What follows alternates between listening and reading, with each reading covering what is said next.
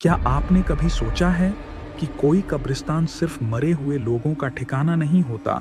कभी कभी वहां ऐसा सच दफन होता है जो जिंदा इंसानों की रूह तक हिला दे। आज की कहानी है एक ऐसे ही कब्रिस्तान की जहां एक अनदेखा सच कई सालों से गहराई में छिपा था, पर एक लड़के की हिम्मत ने उस राज को सामने लाकर रख दिया। गांव बसेरा में एक पुराना वीरान कब्रिस्तान था। गांव वाले कहते थे, रात के बाद वहां मत जाना, वरना जो देखोगे वो जिंदगी भर नहीं भूलोगे। लेकिन आदित्य, एक 20 साल का जिज्ञासु लड़का, इन बातों को गांव की कहानी मानकर हंसता था। रात बिजली चली गई। आदित्य घर लौट रहा था, तभी उसे कब्रिस्तान के पास एक सफेद परछाई दिखी। वो रुक गया।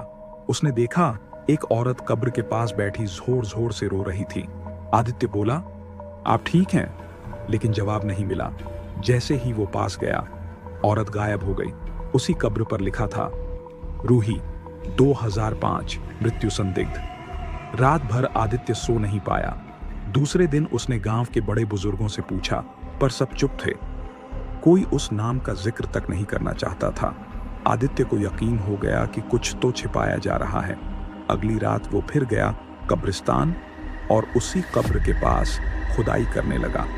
कुछ गहराई पर एक लोहे का डिब्बा मिला जिसमें एक पुरानी डायरी थी। उस डायरी में जो लिखा था उसने आदित्य की रूह तक कंपा दी। सच सामने आया।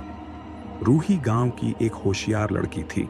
उसने पंचायत के एक बड़े घोटाले का राज जान लिया था। जब वो सच बाहर लाने वाली थी, तभी उसे दुर्घटना कहकर मार दिया गया। सच्चाई को छुपाने के लिए उसे इस कब्रिस्तान में चुपचाप दफना दिया गया। उसके माता पिता को डराकर गांव छोड़वा दिया गया और गांव के बड़े लोग सब चुप थे, क्योंकि सबने मिलकर सच को मिट्टी में दफना दिया था। आदित्य ने वो डायरी मीडिया को भेज दी।